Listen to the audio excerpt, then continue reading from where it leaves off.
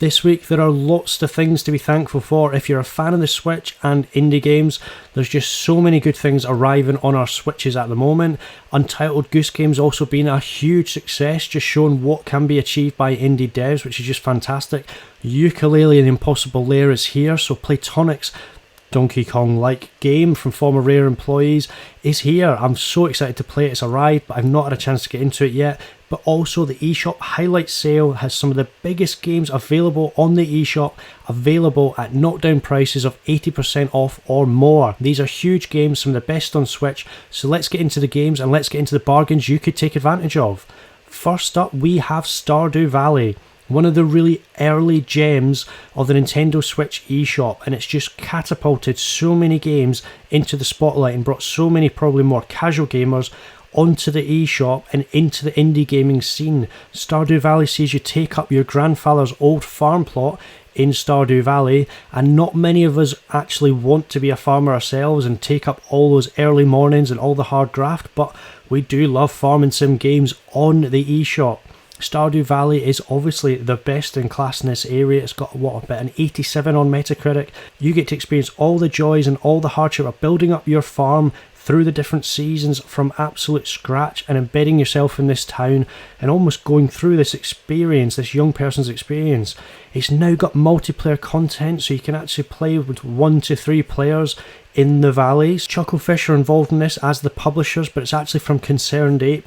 It was a huge success when it first arrived on Switch. It's had a physical release, but Stardew Valley, this fantastic game, is currently 20% off, but it's under £10. It's £8.79 in the UK eShop. Unfortunately, it's $15 in the US, but with a bit of jiggery pokery, you can get it for a bargain price. Up next, we have a game from one of the most creative dev teams, just full stop, and it is from Zoink Games. It's Flippin Death.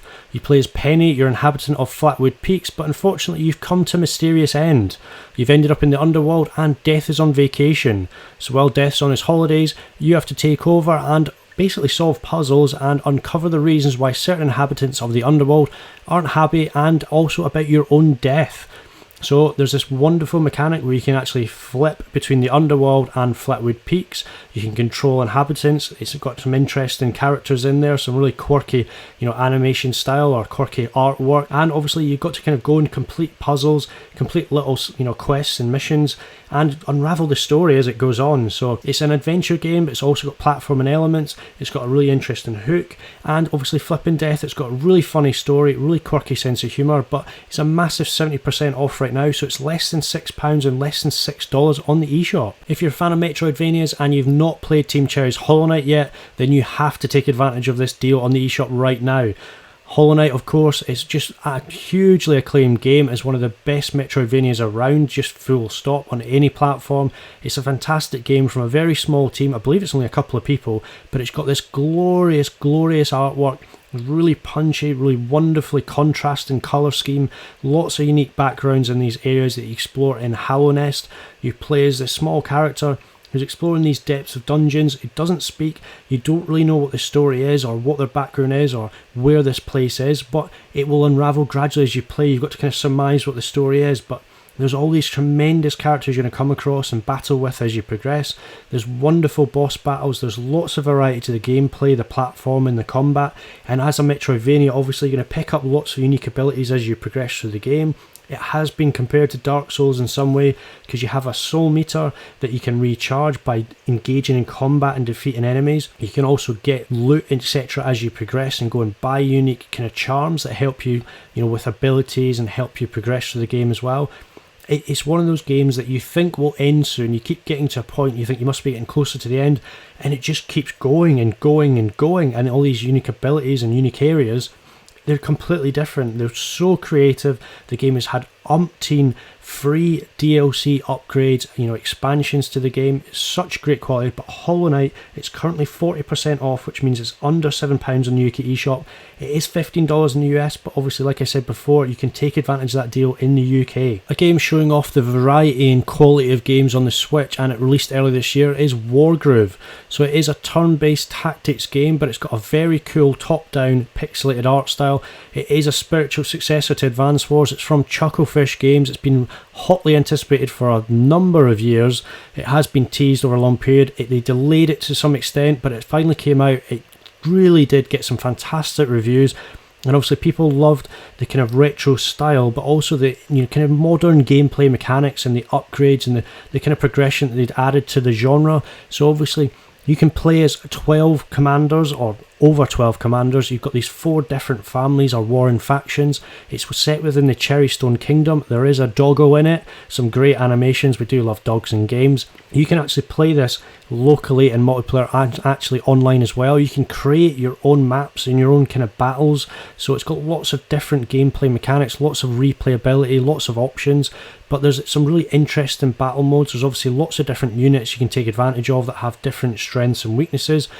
The commander of each army is vital in the story and also in the actual gameplay itself, because they can actually do a lot more damage. They're very powerful, but they have a groove mechanic where they can charge up and actually unleash almost special abilities or special moves. Some can heal, some can do a huge amounts of damage, some can actually bring characters back from the dead. So they're really vital to the gameplay and how you actually perform in the battle. You can actually really turn the tide. So you've got to almost use them strategically, but you can't protect them too much, because they're quite vital. But you've actually got to get them involved and try and do damage, but without exposing them, overexposing them.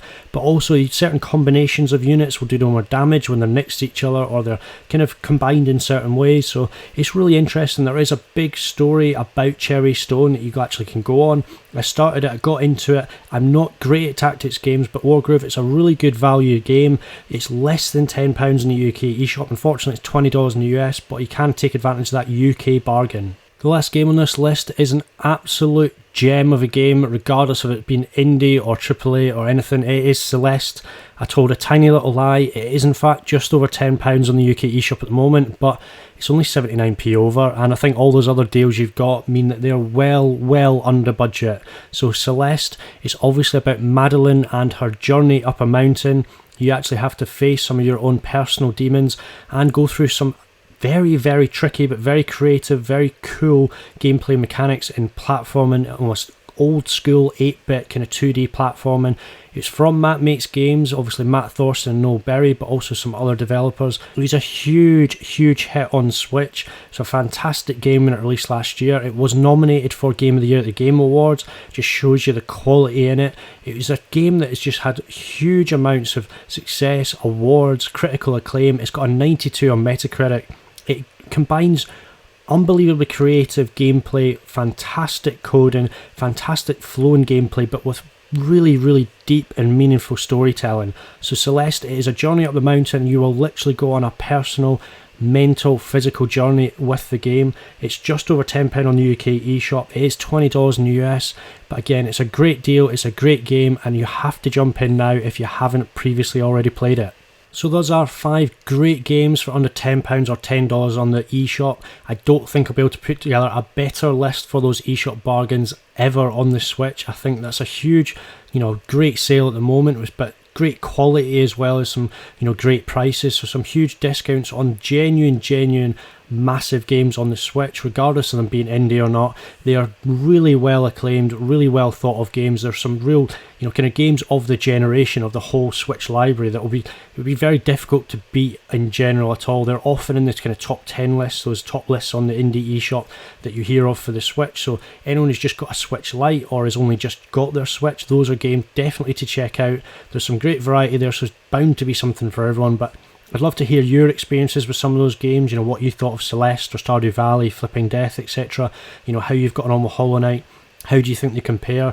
I'm currently playing Ori and the Blind Forest. I'm massively addicted to it. It's tremendous. It's taken me back to, obviously my time with Hollow Knight, a game I didn't manage to finish because it's so detailed and so in depth. They kept making it bigger and bigger. But, Ori and the Blind Forest, an amazing game. Untitled Goose Game, I'm sure a lot of people are playing that right now. Another game that's a smash hit on the Switch that's from indie developers, a very small team. But please let me know in the comments down below what you're playing, what you think of the content, and anything you're looking forward to at the moment. I'll hopefully be bringing you some stuff about The Creature in the Well, Valfaris, and Yooka-Laylee and Impossible Lair. All kinds of other games. But I hope you enjoyed the video. Please hit that like, smash that thumbs up button, and please turn on notifications so you don't miss any of my content. Hope you enjoyed the video, and I will see you on the next one.